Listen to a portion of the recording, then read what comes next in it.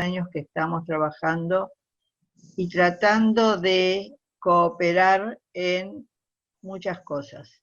Al comienzo era la conectividad, había muy pocos países conectados, y entonces había 2 o 3 técnicos excelentes en Argentina que recorrían los países que no estaban conectados y les ayudaban y los capacitaban para eso.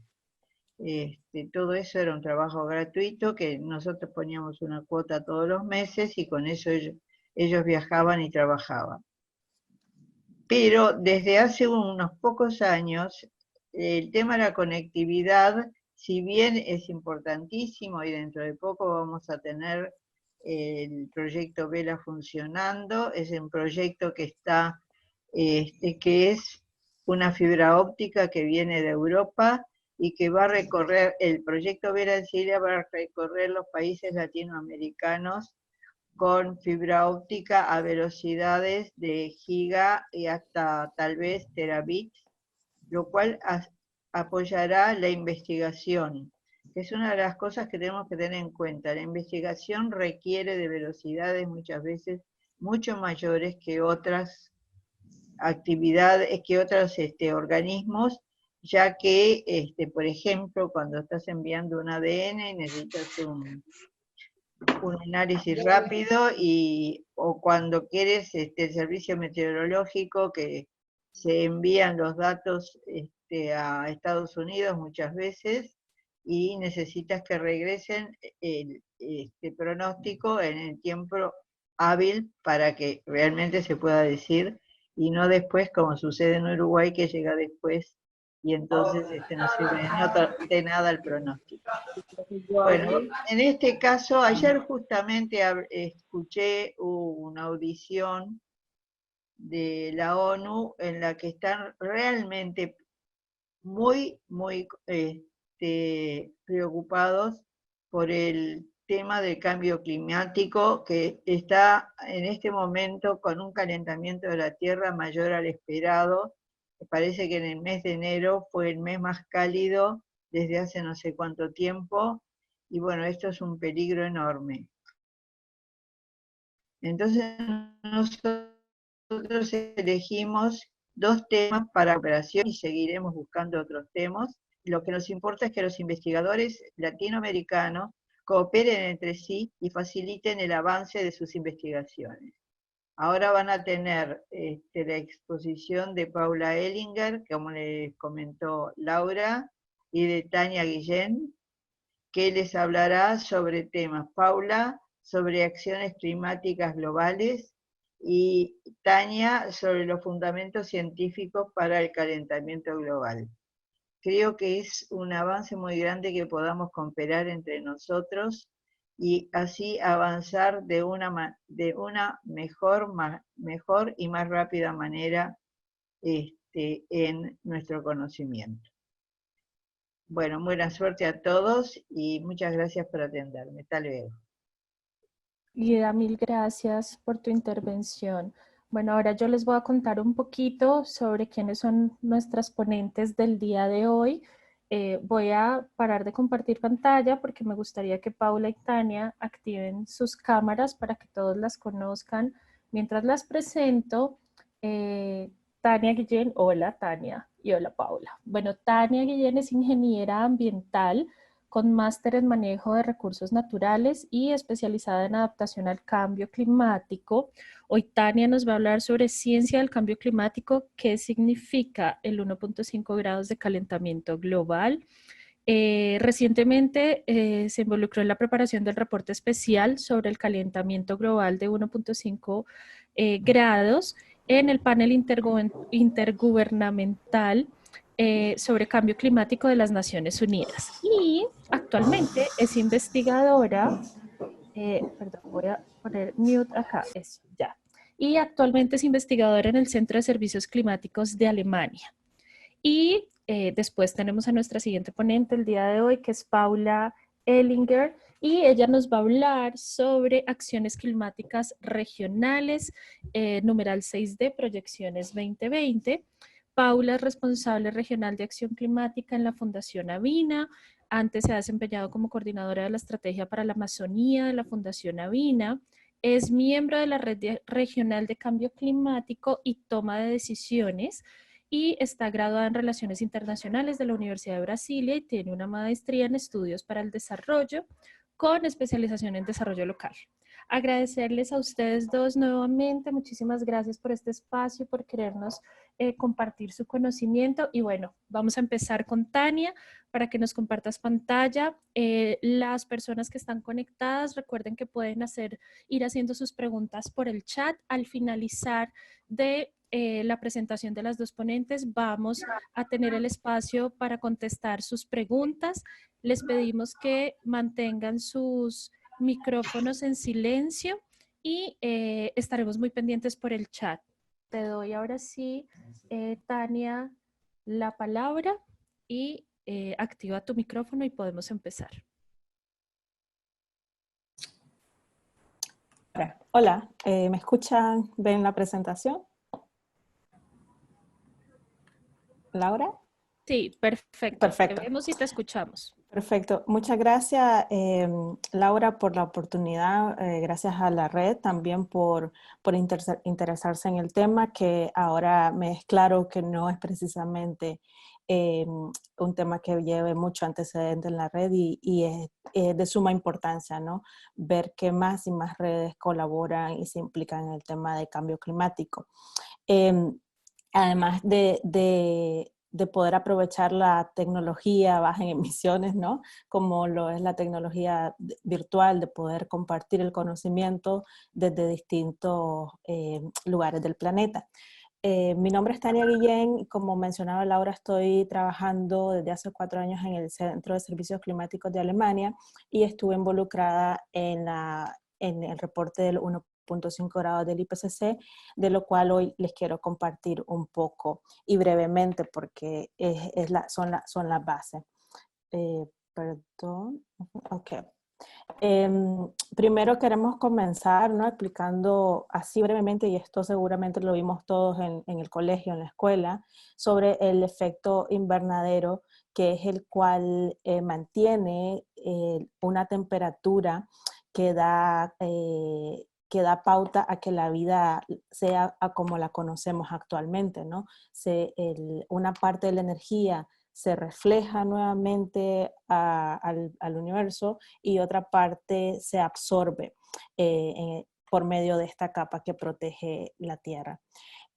Luego tenemos los gases de efecto invernadero en general, que son los que absorben parte de ese calor. Y luego este es el fenómeno natural y el que ha permitido que el planeta tenga una temperatura media aproximada de 14 grados Celsius, o sea, hablando de nivel global, ¿no? Y luego cuando hablamos de cambio climático y aumento de temperatura es sobre esta base de los 14 grados. Entonces, y es lo que hablamos por emisiones generadas por las actividades humanas. Es el calentamiento global, cambio climático por emisiones antropogénicas, ¿no? Y esto es la base de toda la discusión. Y luego brevemente, porque muchas veces hablamos de clima, tiempo, en inglés quizá, o en español no es quizá tanto el problema, pero nosotros hablamos de clima en general en español, ¿no? Pero hay unas escalas que son importantes de considerar cuando hablamos sobre cambio climático. La escala del tiempo, del clima, que son la que va de horas, a días, a meses, y donde podemos identificar lluvias, tormentas.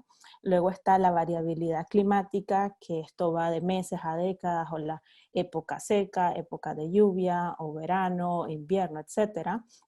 Y donde también encontramos los fenómenos como el Niño, la Niña, que también tenemos en la región, y por ejemplo la oscilación del Pacífico.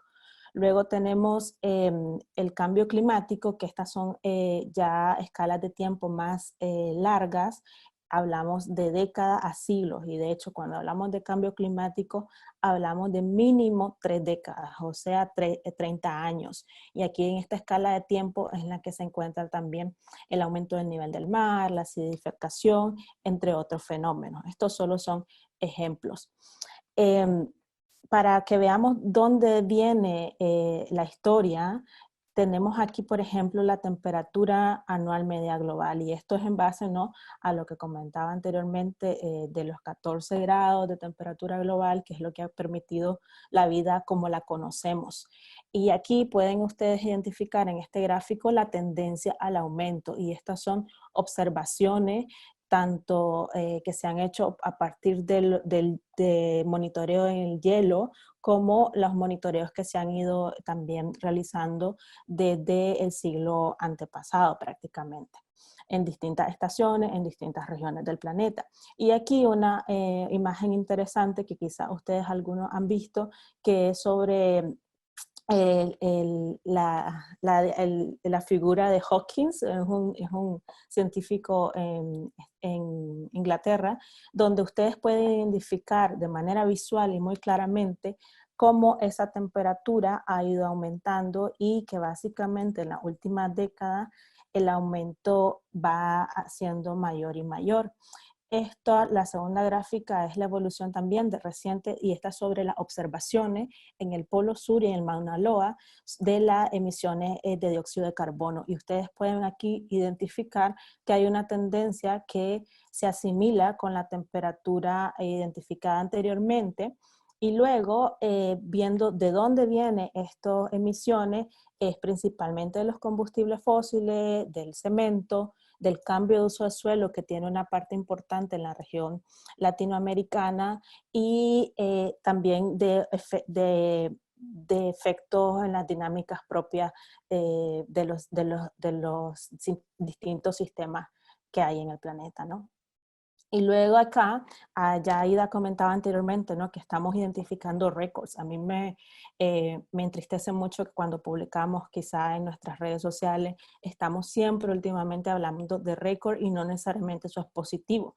Por ejemplo, ya se ha identificado que el 2019 es el segundo año más caliente en lo que va de los registros históricos.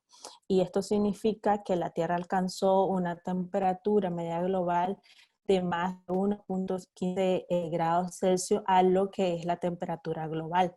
Y esto es de acuerdo a los registros que hay de la era preindustrial, que son de 1880 a 1900. Luego, si ustedes ven el top 10, por así decirlo, de los años en el registro más caliente, todos los 10 años se encuentran en los últimos 15 años. Y si más allá de estos 10 años del top 10 nos vamos a los 5, los últimos 5 también están dentro de los últimos 5, los últimos 5 años están en el top 5. Esto es de preocuparse, identifica también o se hace parte de la tendencia que estamos identificando en los distintos registros como los que mostré anteriormente. Y luego, por ejemplo, este es un, acá, perdón que desaparece, pero aquí los quería presentar un resultado de un estudio que precisamente fue publicado en los últimos días, si no me equivoco el día de ayer, donde se identifica que las zonas tropicales, y en este caso se presenta información específica para el continente americano y su zona tropical, es donde se han visto más señales de cambio y de incremento, de aumento de temperatura de manera más rápida. Y esto es lo que la ciencia reciente nos está diciendo y confirmando cada vez más. Luego, ustedes habrán escuchado también del IPCC, que es el panel o grupo intergubernamental de expertos sobre cambio climático, por sus siglas IPCC en inglés. Esta es la Organización de Naciones Unidas para evaluar la ciencia relacionada al cambio climático y tiene informes periódicos, ¿no? Facilita también al mundo con una visión científica clara del estado actual del conocimiento sobre el cambio climático y sus potenciales impactos ambientales y socioeconómicos. Y el trabajo del IPCC informa, o sea, es decir, el IPCC evalúa el último estado de la ciencia en cuanto a cambio climático y sus impactos, lo que informa a las políticas públicas. Y esto es decir, el IPCC, sus resultados y análisis, evaluaciones han sido viniendo integrados a las discusiones y negociaciones en la Convención Marco de Naciones Unidas sobre el Cambio Climático. De hecho, la Convención de Naciones Unidas se creó en base al primer informe del IPCC en 1990. Es decir, hay una sinergia entre ambos organismos, pero el IPCC provee la base científica para que en todos los niveles se desarrollen políticas climáticas integrales, objetivas y transparentes, pero sus resultados no son prescriptivas. Es decir, el IPCC no puede decirle a los gobiernos qué hacer, sino que le dice, esta es la situación, está en sus manos tomar las decisiones, las mejores decisiones para enfrentar o para prevenir la crisis climática, ¿no? Eso es muy importante cuando ustedes lean un reporte o presentaciones del IPCC, que no se puede decir se tiene que hacer esto, ¿no? Los gobiernos deciden. El último reporte o el último ciclo de reportes del IPCC fue aprobado en noviembre de 2014 y actualmente estamos en el ciclo, en el sexto ciclo de evaluación. Y parte de ellos han sido los distintos reportes que han sido publicados en 2018 y 2019. Pero ¿qué ha cambiado desde 1990, cuando fue el First Assessment Report, hasta 2014, por ejemplo? Bueno, que ahora o cada vez va siendo más claro cuál ha sido la influencia de las actividades humanas en el cambio que nosotros venimos observando en el sistema climático. Es decir, en 1990 el reporte realmente no cuantificaba cuál era la contribución de los sistemas humanos o de la sociedad al cambio climático, pero ya en el 2013, cuando sale el reporte del primer grupo de trabajo, porque hay 3, dice que las actividades humanas influencian en un 95% de probabilidades, son responsables de al menos en la mitad del aumento de temperatura desde 1951. Y ese 95% es prácticamente decir, es así, eso es lo que pasa, es inequívoco esa relación entre las emisiones y el aumento de temperatura.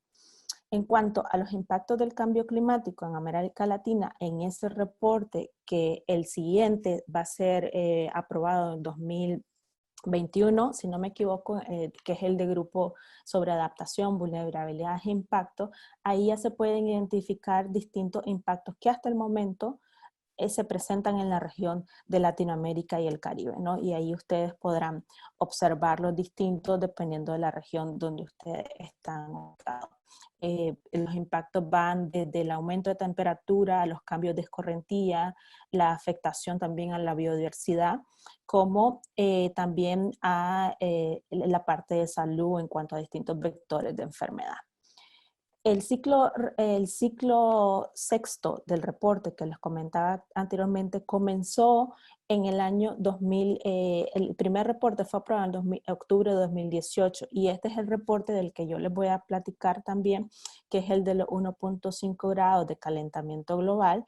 Fue aprobado por todos los gobiernos porque eso es una de las características del IPCC. El IPCC elabora, prepara los informes y luego hay una sesión plenaria donde los gobiernos van palabra por palabra en el resumen de ese informe y lo aprueban, y es decir que lo hacen hasta propio, ¿no?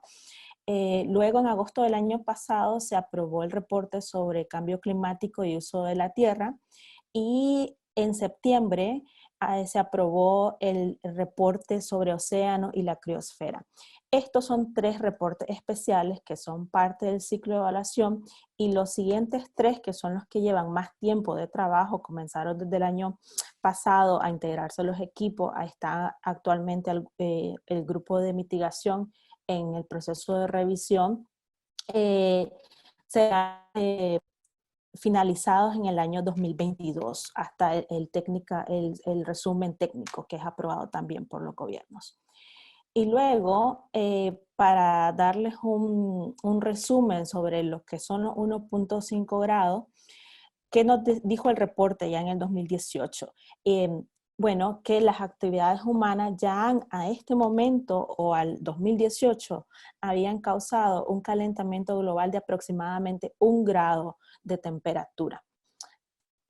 ese grado ya está impactando tanto a las personas, a la naturaleza, como los medios de vida de los que dependen o de los que dependemos todos, ¿no? Y esos impactos los podemos ver variados de acuerdo a la región donde estemos. Actual, el reporte nos dice de que nosotros alcanzaríamos los 1.5 de calentamiento global entre los años 2030 y 2052. Ese es el rango en el que si nosotros seguimos en el escenario que estamos actualmente tendencial, donde todavía la ambición climática no es la necesaria y que quizás nos platique un poco más Paula, estaríamos en los próximos años ya alcanzando los 1.5 grados. Y es importante, y este es uno de los mensajes principales del reporte, es que las emisiones pasadas, es decir, lo que hasta ahora está en la atmósfera, todavía no nos comprometen a un mundo de 1.5 grados de calentamiento global. Y esto es importante porque luego, o sea, aquí pueden ver la tendencia de cómo seguiríamos al ritmo actual de emisiones y de cambio climático, de lo que eso representaría en aumento de temperatura, pero lo que les queríamos mostrar acá, el 1.5 grados ya representan ciertas afectaciones e impactos considerables a distintos ecosistemas y a distintas razones para preocuparse, se le llaman a las Reasons for Concern, que es un instrumento que el IPCC ha venido usando desde el tercer reporte de evaluación para hacer un resumen en cuanto a lo que va significando, de acuerdo a la literatura científica, los aumentos de temperatura. Y por ejemplo, a los 1.5 grados, aquí podemos ver que sistemas únicos y amenazados, entre los que, por ejemplo, se encuentran el Amazonas, los arrecifes de coral, en los 1.5 grados estarían en un riesgo alto en cuanto a impactos, ¿no? Y si vamos a 2 grados, que es lo que en las negociaciones climáticas hasta la COP21 de 2015 se manejaba como la meta global, ahí estaríamos viendo que prácticamente algunos sistemas incluso desaparecerían. Y un poquito más de detalle está en esta diapositiva, donde por ejemplo ustedes pueden ver los corales a 1 grado, ya están bastante afectados, a 1.5 grados podían desaparecer, o sea, entre 70 y 90% podría desaparecer, pero a los 2 grados la probabilidad de que desaparezcan es más del 90%. Y lo mismo pasa, por ejemplo, con la región ártica, que es una de las regiones del mundo donde el calentamiento global o los registros muestran que está siendo, el nivel de cambio es bien alto. Y de esa región también dependen muchos otros sistemas del sistema planetario, por así decirlo. Y por ejemplo, inundaciones costeras, porque en nuestra región también tenemos muchísimas ciudades que están en las costas, también estarían en alto riesgo. Estos son, es una evaluación global, porque al momento de hacerse el reporte, la mayoría de información que se puede encontrar a nivel global, pero que podríamos nosotros ir identificando de acuerdo a dónde estamos, qué sistemas podrían ser más o menos afectados, ¿no? Y lo importante de esto es mencionar que si nosotros identificamos o vamos a los informes anteriores del IPCC, ahora lo que se puede dilucidar es de que el sistema climático está siendo más sensible a los calentamientos y también la biodiversidad, distintos ecosistemas son más sensibles de lo que se pensaba hace 10 años. Entonces, y esto se va actualizando dependiendo de la información científica, de los artículos y estudios que van siendo publicados prácticamente todos los días, ¿no? Y aquí resumen también sobre lo que significarían los 1.5 grados y vemos que para Centro y Suramérica, por ejemplo, tendríamos afectación a los glaciares, a los ríos, las zonas costeras también en algún momento y, por ejemplo, también habría afectaciones para la producción de alimentos.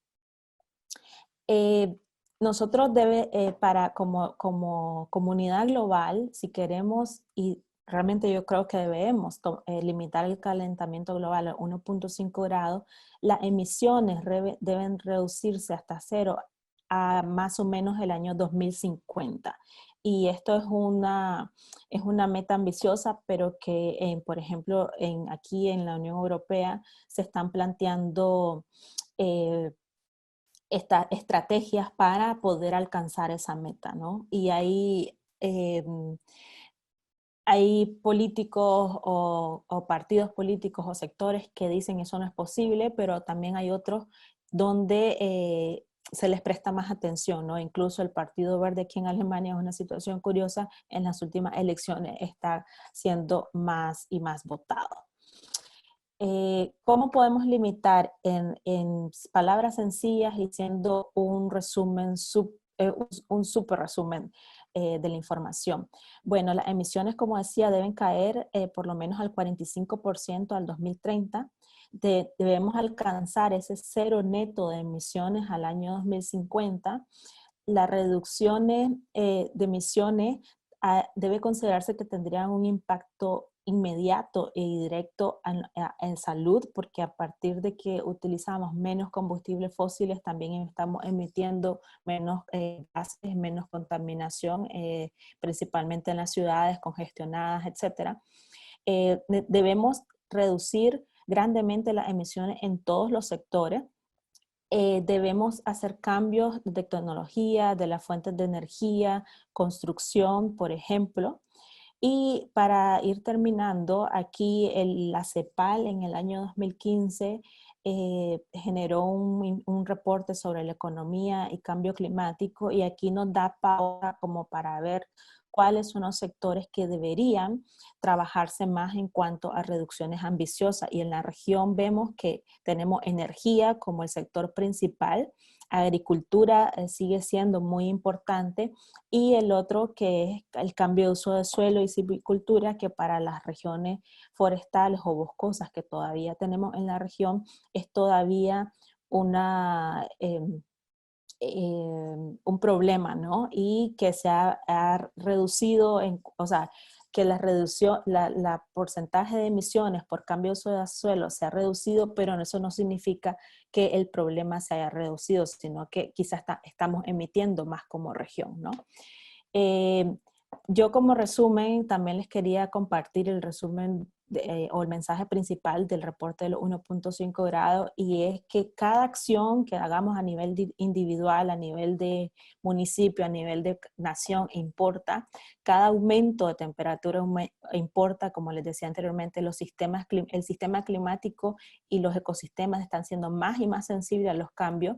Cada año o cada minuto de inacción importa también, y cada elección que nosotros hagamos en cualquiera de los sentidos también importa para ayudarnos a mantenernos por debajo del calentamiento de 1.5 grados. Muchas gracias y espero que les haya sido interesante. Tania, muchísimas gracias. Muy, muy interesante tu presentación. Te agradecemos. Ya hay unas preguntitas, pero vamos a pasar a la presentación de Paula y al final hacemos las preguntas generales. ¿Listo? Pero te agradezco muchísimo. Y vamos a continuar entonces con Paula para que actives tu cámara y nos compartas tu pantalla. Para todos los que se han estado conectando, pueden ir haciendo sus preguntas por el chat, que finalizando la presentación de Paula, ellas responderán sus preguntas y las leeremos. Sigue, Paula. Muchas gracias, Laura. ¿Pueden ver mi pantalla? Porque cuando pongo en modo presentación no logro ver el chat. Aún no la veo. No la ven. Ok, un minuto entonces. Compartir. ¿Ahora? Ahora sí, está cargando ya. Bueno, muchas gracias. Ahora sí. Bueno, buenas tardes a todos y a todos, o buenos días, según donde estén, o para Tania, buenas noches, ¿no? La verdad es que siempre que escucho la presentación de Tania o otros científicos climáticos, la sensación es bastante de mucha tristeza y casi desesperación, ¿no? Porque realmente estamos frente a una crisis sin precedentes y creo que eso es importante reconocer, ¿no? O sea, ya no se trata de una amenaza, realmente es un hecho. Los números del ranking de los top que nos pone Tania son muy fuertes, ¿no? O sea, los 5 últimos años han sido los 5 años más calientes de la historia de los registros que tenemos. Yo escucho retorno. ¿Ustedes me escuchan bien? Confío que sí. Sí, Paula, te escuchamos bien. Ya silencié un micrófono. Gracias. Y los impactos también, ¿no? Las noticias de incendios en Australia, las temperaturas récords que han habido este año en Antártida, el derretimiento de los glaciares, realmente no quedan dudas frente a lo que tenemos, ¿no? La discusión creo que ya no es más esta, sino qué hacemos, porque si bien las noticias son malas, también hay una muy buena noticia que no podemos perder de vista, que Tania lo comentó, que todavía hay tiempo para frenar el cambio climático, para que no superemos la temperatura, el aumento de temperatura de 1,5 grados. ¿Sí? Eso es muy importante que tengamos en vista, porque no podemos paralizarnos delante de la crisis, es necesario revigorarnos, porque si hay un momento para actuar, una oportunidad, es esta década que tenemos ahora frente a nuestro, ¿no? Que recién empieza. Como dijo Tania, y les voy a mostrar acá este gráfico que tal vez lo hayan visto, parece un poco complicado, pero la verdad es que hoy, si seguimos con las políticas como están, vamos a un escenario peligroso de que las temperaturas pueden subir a hasta 3,2 grados de aumento de temperatura hasta fines del ciclo, ¿sí? Con las metas de los países llamados NDCs, mejoramos un poco, pero todavía estaremos en un escenario de un calentamiento global muchísimo por arriba de los 2 grados Celsius, ¿sí? Si queremos mantenernos al margen de los 2 grados Celsius, o 1,5 grados, que es lo que sugiere la ciencia, tenemos que bajar nuestras emisiones en un 45% en la próxima década, ¿sí? O sea, más o menos la mitad de lo que emitimos hoy es lo que tenemos que emitir al 2030. ¿Sí? Eso, si vamos a una tasa anual, hay un estudio que indica que debiéramos reducir cada año 7,6% de las emisiones globales de gases de efecto invernadero. Así llegaremos al escenario que propone la ciencia, ¿no? Hoy las emisiones están subiendo, pero tenemos chances y está en nuestras manos actuar.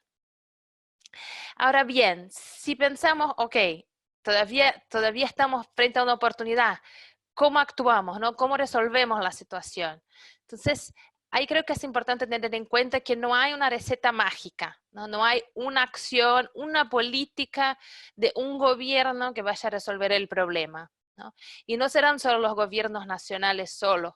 Es fundamental que entendamos que las acciones tienen que venir de las empresas, del sistema educacional, de la ciudadanía, de las personas en sus vidas privadas y también en sus vidas públicas y profesionales, ¿no? Es importante que entendamos que las acciones tienen que ser en todos los sectores que emiten emisiones, ¿no? Hay mucho de emisiones en energía, en transporte, en cambio de uso de suelo, que tiene que ver con la deforestación, en agricultura, pero que también tomemos acción para preparar a las poblaciones o los ecosistemas que mismo con 1,5 grados de aumento de temperatura serán afectados. Entonces es necesario también adaptarnos al cambio climático. Esta figura que ustedes ven acá me gusta mucho porque creo que muestra esta complejidad de que estoy hablando. No es suficiente que haya una política, una acción, es necesario que haya una confluencia de acciones para que la sociedad como un todo camine hacia un escenario de cero emisiones al 2050 o emisiones netas ceros al 2050 y una sociedad más preparada para enfrentar los efectos que el cambio climático, mismo que sea no tan fuerte, igualmente nos va a traer. Bien. Ahora, ok, todos tenemos que tomar acción climática. Y una pregunta que yo veo que tal vez para algunos parezca obvia, pero no es tan obvia siempre es, ¿pero qué es una acción climática? ¿No? ¿Qué cuenta como una acción por el clima? Y ahí les quería presentar una definición porque la verdad es una categoría muy amplia. Muchas cosas cuentan como acción climática, ¿sí? Hay una red global que ha definido de la siguiente manera. Yo he hecho una traducción y me permito acá leer porque creo que es útil. Dice, una acción climática es cualquier política, medida o programa con miras a reducir los gases de efecto invernadero, construir resiliencia al cambio climático o apoyar y financiar esos objetivos, ¿no? Entonces, cualquier cosa que vaya a reducir nuestras emisiones, a ayudar con que enfrentemos los impactos que el cambio climático traerán para la sociedad, o que van a ayudar a financiar o generar capacidades técnicas o mismo conocimiento y sensibilización sobre el tema, son acciones climáticas. O sea, este webinario que hacemos ahora es una acción climática, ¿no? Entonces, concluyen, la acción climática es por lo tanto muy diversa. Incluye desde compromisos de ciudades con patrones de construcción más eficientes, a empresas que ponen precio al carbón en sus decisiones de inversión, o cooperativas de agricultores que implementan modelos de agricultura climáticamente inteligente, ¿sí? Bueno, entendiendo que son muchas cosas que pueden entrar en este abanico, una otra pregunta interesante es, bueno, pero ¿cuál es el proceso? ¿Cómo empiezo a implementar, sea en mi vida personal, sea en mi institución, sea en mi ciudad, sea desde el gobierno nacional? ¿Cómo es el proceso? Y acá en Avina tenemos una iniciativa que se llama Action Lab y sistematizamos como un pequeño proceso que vemos. Primero es clave que haya la sensibilización, o sea, que uno entienda que es necesario y entienda la cuestión, ¿no? La capacitación. Después está, después de establecido el entender y el querer, ¿no? Podemos definir la visión, o sea, ¿qué es que quiero cambiar? Estableciendo un compromiso, una meta, ojalá medible, ¿no? A partir de esta meta de a dónde quiero llegar, se diseña un plan de acción de cómo implementarla y se buscan asegurar las condiciones para implementarlo, ¿no? ¿Cómo? Muchas veces es financiamiento, otras veces es asesoría técnica.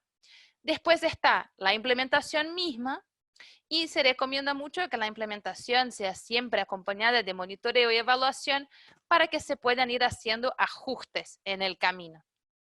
Y por fin, siempre que hay una acción climática que esté avanzando bien, que esté logrando reducir emisiones o aumentar las capacidades de responder al cambio climático, es clave que se difunda y se comunique para que iniciativas así se puedan reproducir, ¿no? Bueno, ahora bien, yo decía que es importante saber a dónde queremos llegar, ¿no? A qué queremos contribuir.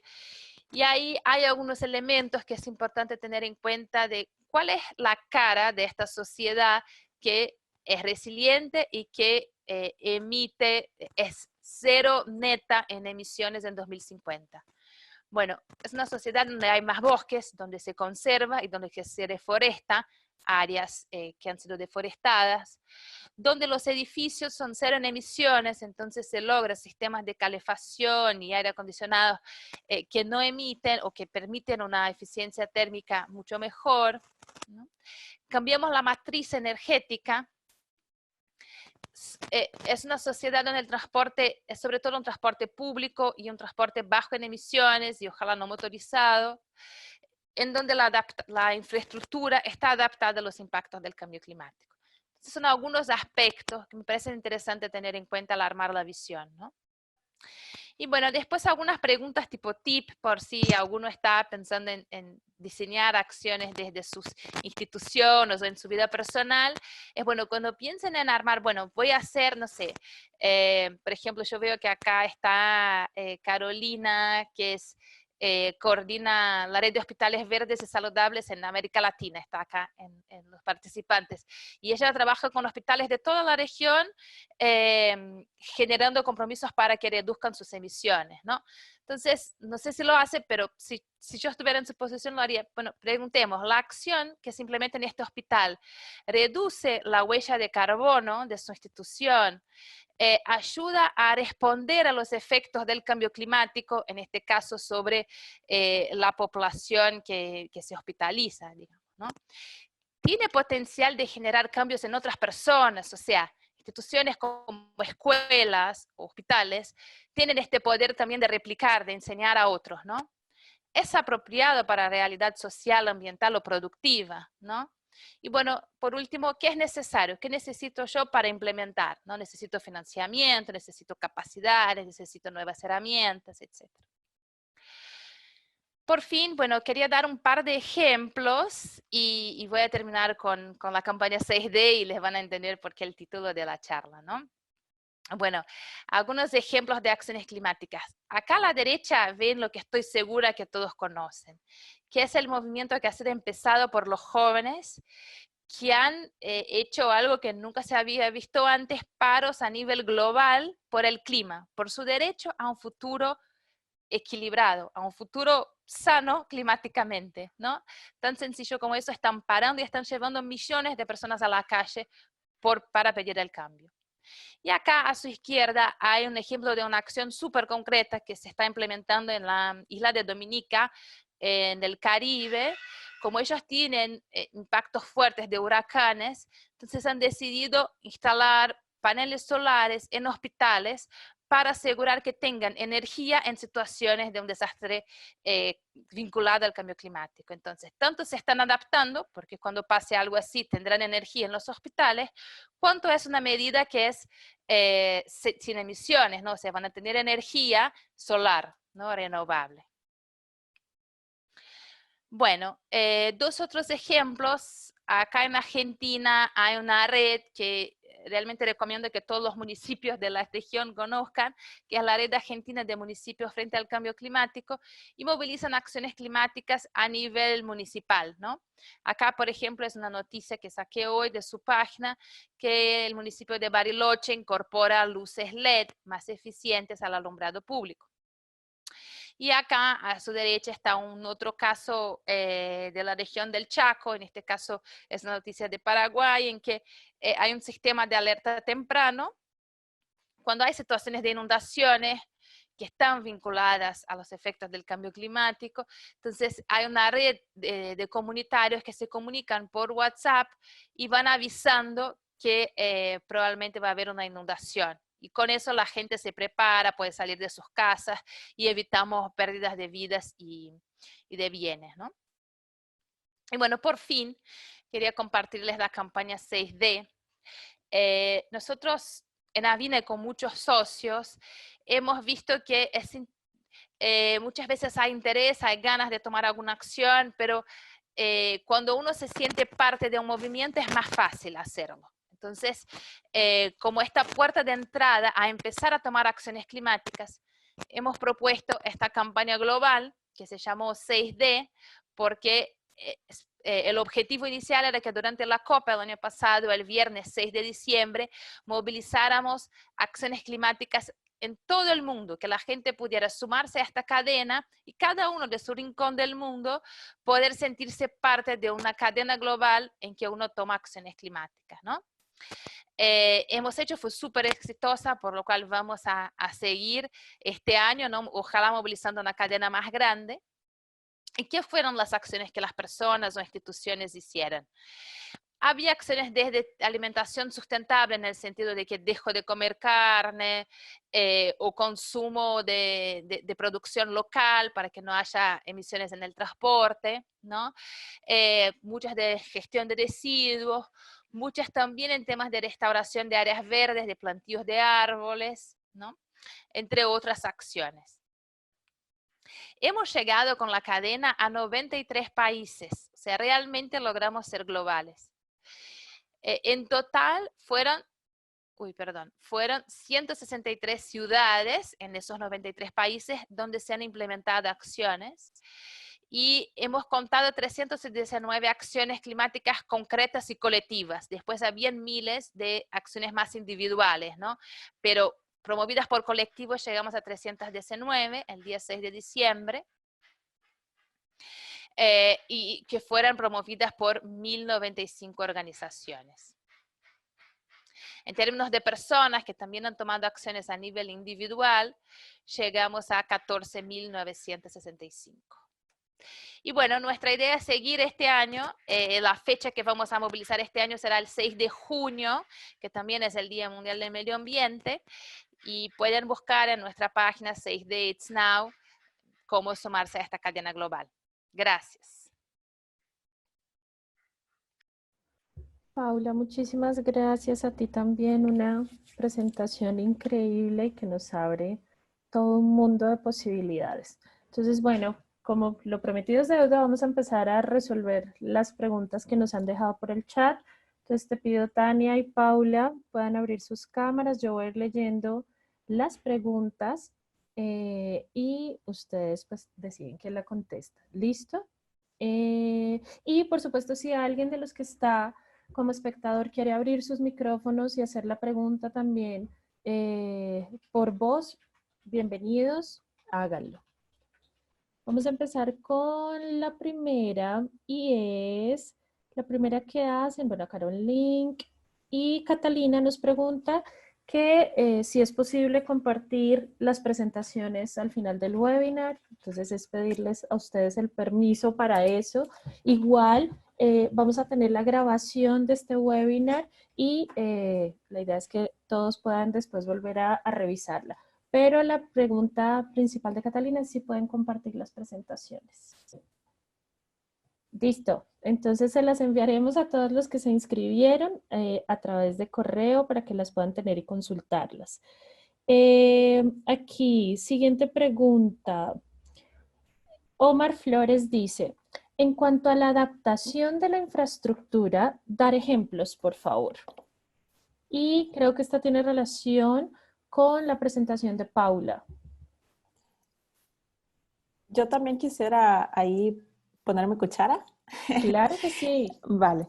Mientras Paula estaba con el micrófono apagado.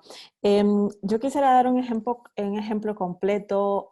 Por ejemplo, nosotros estamos trabajando en nuestros países mucho con proyectos de infraestructura grandes, ¿no? Porque todavía estamos tratando de desarrollar distintas zonas. Un ejemplo son los... Gracias. Un ejemplo son los puentes, ¿no? Los puentes, de manera general y la manera convencional de planificarlo es considerar periodos de retorno de eventos extremos, principalmente de precipitaciones extremas, ¿no? Para saber cada cuánto esa infraestructura va a ser afectada por un evento extremo como inundaciones. Eso es sin considerar cambio climático. Eso se consideraba de acuerdo a distintas fórmulas. Soy ingeniera, pero no civil, y se consideraba distintas fórmulas y de acuerdo a lo observado, ¿no? A lo pasado. Pero el cambio climático lo que está haciendo, y por ejemplo lo dice este artículo que compartía con ustedes y que fue publicado recientemente, es que nos estaba llevando a escenarios desconocidos de lo que ya se sabe de cómo funcionan las cosas con cambio climático en el rate, el nivel de cambio que se está viviendo nos está llevando a condiciones desconocidas. Entonces, una opción de adaptación para infraestructura, en este caso el ejemplo del puente, es que consideremos los escenarios climáticos.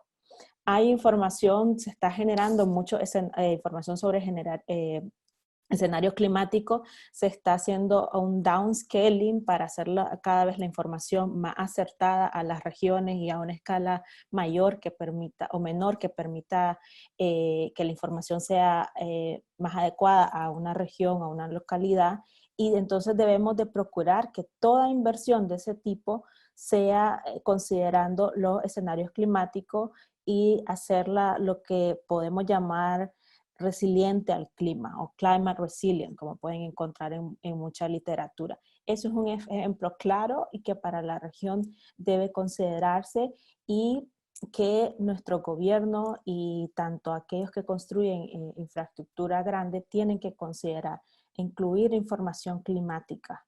Eso es de suma importancia.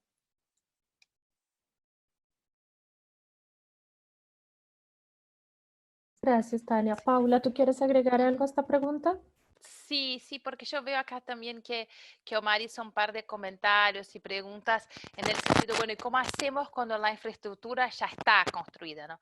Bueno, ese es un gran desafío. Creo que justamente por eso es tan importante que incluyamos al momento del diseño de las infraestructuras, que es la planificación urbana, de las grandes obras, cómo el cambio climático va a impactar, ¿no? Un ejemplo son, por ejemplo, en hidroeléctricas, cuando se estima hacer una hidroeléctrica, bueno, cómo los impactos del cambio climático y de posibles aumentos de sequías podría impactar la misma eficiencia y efectividad de una hidroeléctrica, ¿no?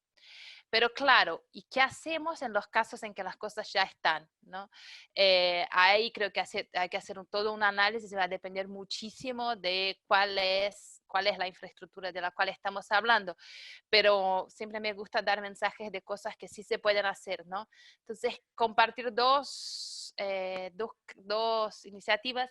Hay una que pasa en Argentina que se llama mejoramiento de viviendas. Ahí estamos hablando más de casas, ¿sí? De viviendas, incluso muchas viviendas de bajo ingreso que tienen condiciones térmicas, por ejemplo, donde olas de calor se pueden sentir de una manera muy fuerte, o, por ejemplo, en situaciones de frío, en zonas más frías, donde se usa mucha leña y termina como que emitiendo y generando malas situaciones internas. Hay todo un proceso de una metodología para hacer mejoramiento de hogares con aislación térmica y mejoras que se puede hacer a la edificación para que mejore su eficiencia térmica, ¿no? Después, habías preguntado acá si había algún país con experiencia sobre edificaciones, ¿no? Código de edificación, en relación a esta pregunta también. Y ahí hay en Colombia una cámara de construcción sostenible y ellos trabajan con algunas guías, unas cosas así. Así que puede ser que ellos tengan algunas orientaciones también de mejoramiento.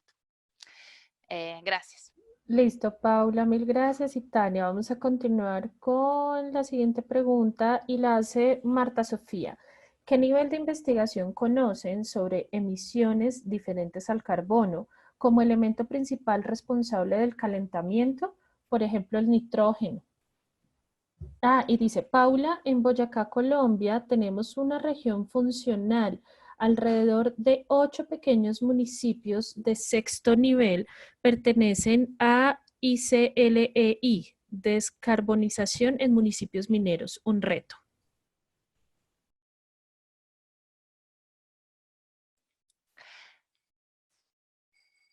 Pues sobre los estudios, tal vez, no sé si Tania tiene más información, la verdad yo no tengo mucha información, pero sobre los temas de los municipios, realmente un reto, me encantaría conocer cómo están trabajando. Y el trabajo de ICLEI, que es esta red de municipios, es realmente ejemplar y es una muy buena red para cuando uno esté a nivel municipal, quiera tomar acción climática, vincularse a ellos, muy recomendable.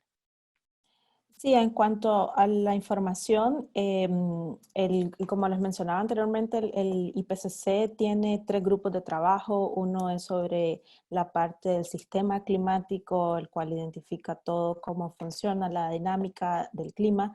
El otro es sobre adaptación, impacto, vulnerabilidad. Y el tercero es sobre mitigación.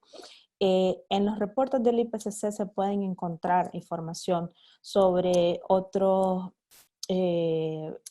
otras moléculas, otros químicos que están generando también cambio climático. Lo que pasa es que el CO2 o el dióxido de carbono es el que se ocupa como la medida equivalente. Entonces, por ejemplo, tenemos el metano, que también es un componente importante.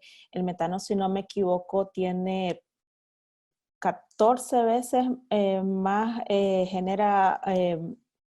su efecto es 14 veces mayor que el dióxido de carbono. Aquí me puedo estar equivocando, pero es como para darle solo un ejemplo de que el dióxido de carbono es el equivalente, pero seguramente ustedes pueden encontrar, si quieren identificar información ya sintetizada, porque ese es el trabajo del IPCC, si revisan el informe del grupo de trabajo 3, allí seguro encuentran, y están muchos grupos de trabajo de investigación están trabajando también en el tema. No es mi enfoque, pero sí hay información. Si se busca, seguro se encuentra. información muy interesante y actual. Tania, muchas gracias por tu respuesta. Seguimos. La siguiente pregunta es de Erika Arias. Dice, hola, Erika Arias de Colombia. Gracias por este espacio tan pertinente en este momento. Mi pregunta, ¿cómo movilizar recursos financieros para proyectos económicos agropecuarios en el marco de la sustentabilidad de zonas rurales vulnerables a la variabilidad climática y que estos sean provenientes de los acuerdos internacionales de cambio climático? ¿Cuáles serían las rutas de mayor acceso a estos recursos financieros? Ujú. Bien, ahí hay un debate y mucha conversación que podemos tener al respecto, ¿no? Creo que hay que entender primero a qué escala de financiamiento, porque si son financiamientos grandes para, por ejemplo, infraestructura, que es lo que venimos hablando, para proyectos que impactan territorios muy amplios, entonces ahí hay las fuentes la principal fuente internacional es el Fondo Verde para el Clima, ¿sí? En inglés, Green Climate Fund, y sus siglas son el GCF, que se habla mucho, ¿sí? Cada país tiene su programa de proyectos que prioriza para cumplir su plan de cambio climático, de cuáles son los proyectos que quiere priorizar para acceder al financiamiento del GCF. Después, a escalas menores, está la cooperación internacional en términos de cooperaciones bilaterales, instituciones filantrópicas, el mismo posibilidad de alianza de trabajo con empresas que tienen financiamiento para proyectos en cambio climático.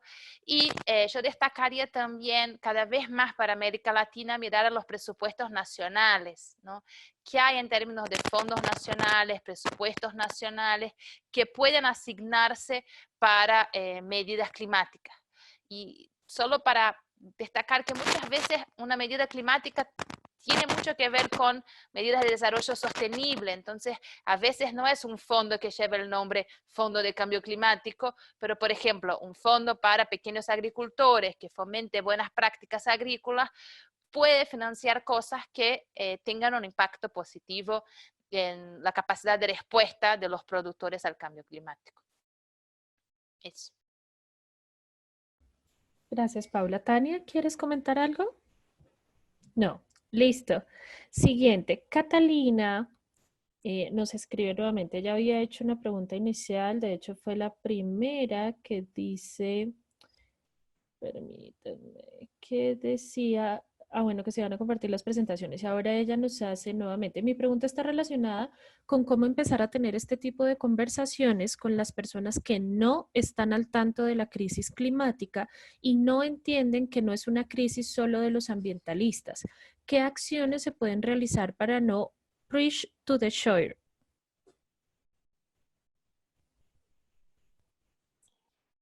Bueno, comienzo por aquí, seguro Paula tiene información mucho más interesante, pero para mí, habiendo estado involucrada en el reporte del IPCC, yo antes también estuve involucrada en redes de acción climática latinoamericanas, trabajando con sociedad civil, y ciertamente el problema de llegar a la gente de a pie, ¿no? Es uno de los grandes retos que tenemos como región quizá. Y luego escuchábamos sobre el IPCC y bueno, muy poca gente sabía que era el IPCC, pero luego llegó octubre de 2018, estuvimos en la sesión plenaria en Corea de aprobación del reporte y luego hay una niña en Suecia que ya estaba protestando por el clima y se convierte en un fenómeno. Que es Greta Thunberg, y es lo que decía Paula anteriormente, millones de niños, adolescentes, pero también podemos ver a sus padres o los abuelos por el futuro, abuelos por el clima, que están llegando a las calles porque están siendo de una manera indirecta quizá concientizados por esos niños que asumen o se dan cuenta de que es su futuro el que está en riesgo y el que nosotros, esta generación, no hemos sabido estar a la altura, ¿no? de la acción climática necesaria que nos viene diciendo la ciencia desde hace mucho rato de que deberíamos haber actuado. Entonces yo creo que ciertamente estando acá en Alemania, eso se mira como un factor de cambio increíble. Aquí todos los días en las noticias, cuando uno pone la radio en la mañana, hay una o dos noticias sobre cambio climático. y todo lo que esto conlleva y cosas muy concretas. Entiendo que quizá en la región, en Latinoamérica, el nivel de concientización sea menor, pero creo que por lo menos a este momento ha sido un catalizador importante el trabajo que están haciendo los adolescentes y los niños en cuanto a concientizar a los demás. Y lo que nos queda a los que de alguna manera conocemos el tema es seguir hablando del tema, es seguir compartiendo información, aunque sea muy básica, y seguir tratando de llegar a más, ¿no? Sí, no, creo que coincido con todo lo que dijo Tania.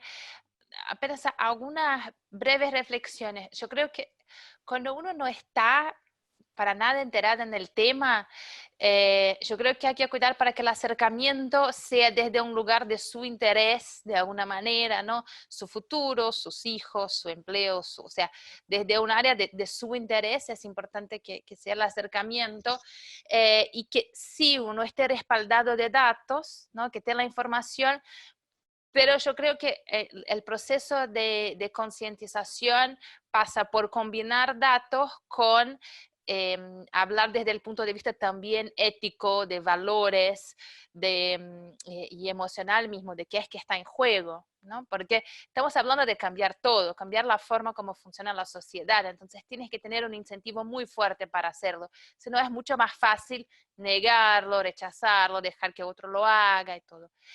Y bueno, yo creo que de todas maneras lo que más funciona en general es cuando uno mismo practica, ¿no? Cuando uno por medio de sus actos y sus acciones toma acciones climáticas, muestra su compromiso, eso termina despertando en otros la curiosidad o la mirada de que sí es posible, ¿no?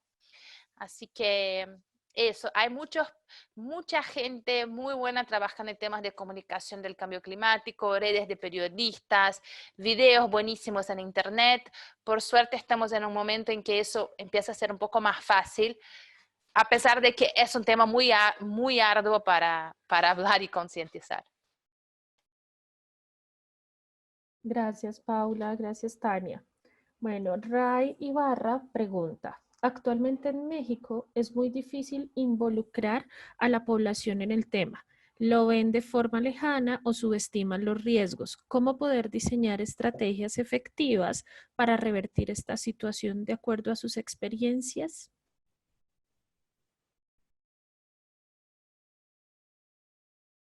Bueno, si puedo, yo creo que iría por el mismo lado de que es importante entender la población específica de que hablamos, ¿no?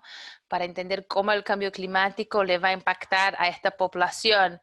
Y también entender si el enfoque de trabajo, si es una población muy vulnerable, el enfoque del trabajo tiene que ser en reducir riesgos, ¿no? Sí, ojalá puedan reducir riesgos bajando emisiones, pero sus aportes no son tan grandes, es más proteger de los impactos. Mientras que hay otros públicos en que el enfoque de la conversación tiene que pasar por cómo reducir las emisiones, ¿no? Pero creo que es clave entender quién es el público de quien hablamos, ¿no? Perfecto, Paula, muchísimas gracias. Catalina nos hace, ay no mentira, Marta Sofía. Dice, esta pregunta es de Luis Carlos Escobar. En la valoración del impacto del cambio climático, la agricultura intensiva con aplicación de insumos agrícolas químicos, ¿qué nivel de impacto se da?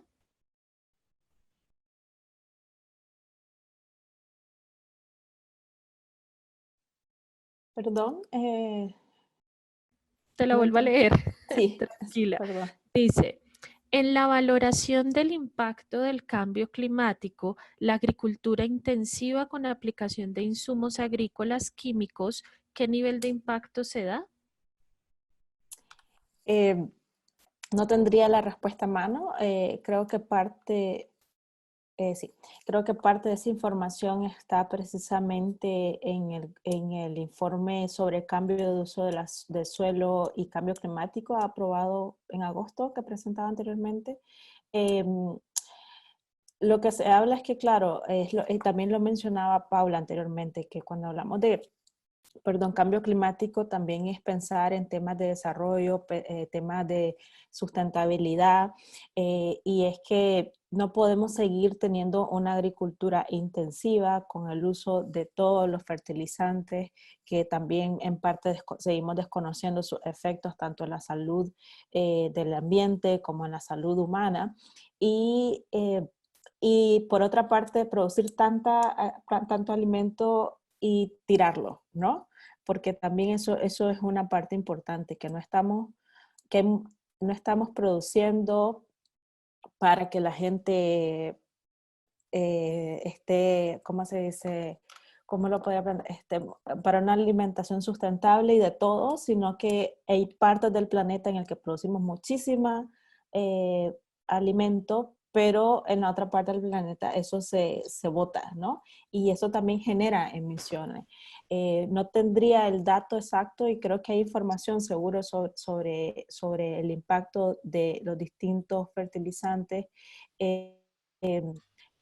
pero es eso, ¿no? El compaginar todo, y cuando estamos hablando de, por ejemplo, los objetivos de desarrollo sostenible, ahí estamos hablando de cambio climático, seguridad alimentaria, de salud ambiental, entre otros muchos temas, ¿no? Entonces, es solo una perspectiva de que el tema del cambio climático es también un tema muy, muy amplio, ¿no?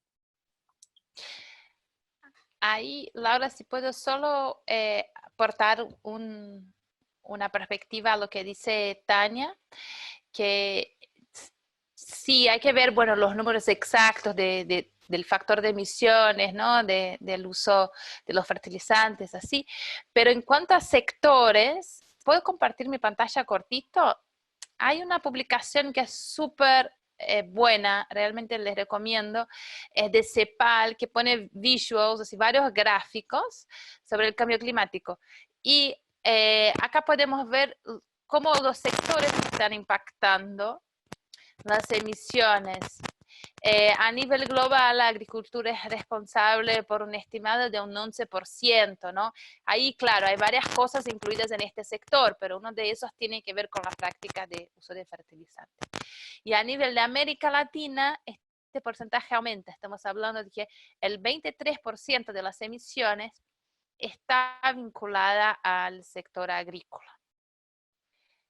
Así que apenas para que tengamos una dimensión. También es importante considerar que cuando hablamos de la agricultura, muchas veces también está involucrado, por ejemplo, la apertura de áreas, ¿no? De foresto, un área para plantar ahí, y ahí eso entra en cambio de uso de suelo, que a nivel global es 7%, en América Latina 19% de las emisiones.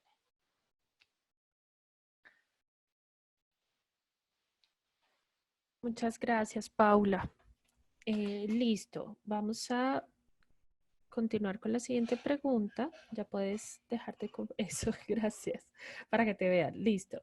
Catalina, dejas más un comentario, más que una pregunta, y dice: sobre la pregunta de ejemplos de infraestructura, en el BID trabajamos con un marco de infraestructura sostenible que permite identificar 62 indicadores que ayudan a generar proyectos de infraestructura sostenible y verlo desde una óptica transversal, comenzando a entender a la infraestructura sostenible como una definición común, y nos deja un enlace. ¿Listo? Ahí está en el chat y después con gusto lo compartiremos con todos.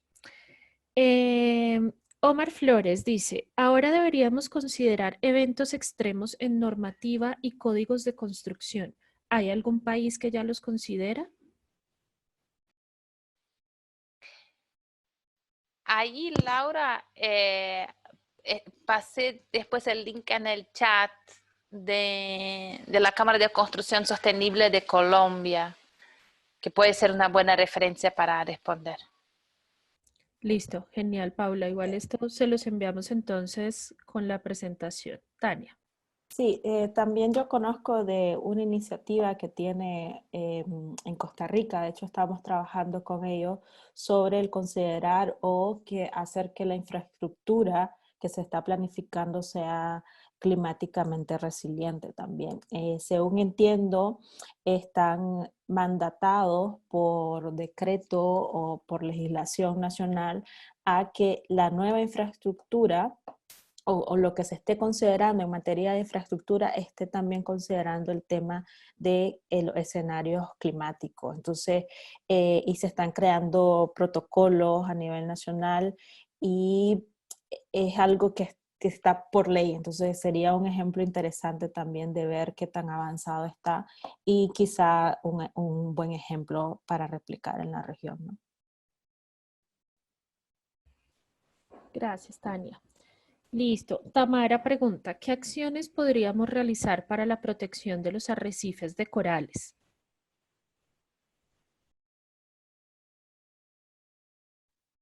Esto es un tema muy interesante. Tampoco es mi especialidad, pero es uno de los componentes que trabajamos en el capítulo de impactos del reporte. Y esto es uno de los sistemas que es más sensible, ¿no?, al calentamiento. Es lo que decía, que quizá a 2 grados ya no tengamos más corales o arrecifes de corales en el planeta, ¿no? ¿Qué hacer? Es ser ambicioso en la mitigación, porque el problema de los arrecifes es que son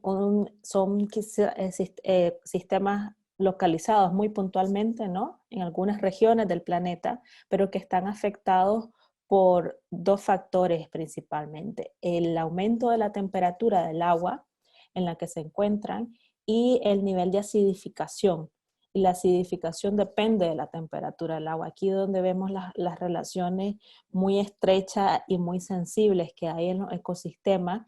Y en la parte de acciones locales que nosotros queremos hacer para protegerlos, quizás sería, porque son también organismos muy sensibles, será que en las actividades turísticas no sean tan intensas, ¿no? Porque a veces vemos a gente haciendo turismo y que están en los arrecifes tocando los organismos, los corales, extrayendo material, y eso, la verdad es que muchas veces desconocemos el impacto que esas pequeñas acciones puedan hacer en estos sistemas tan sensibles. Pero a nivel global, la verdad es de que es la ambición climática a nivel global la que puede ayudar a mantener, a proteger los arrecifes.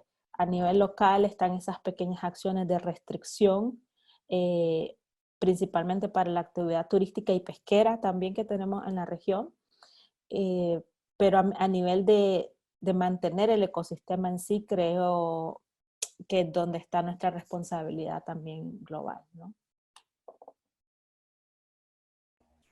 Tania, gracias. Paula, ¿algún comentario? No, gracias. Listo.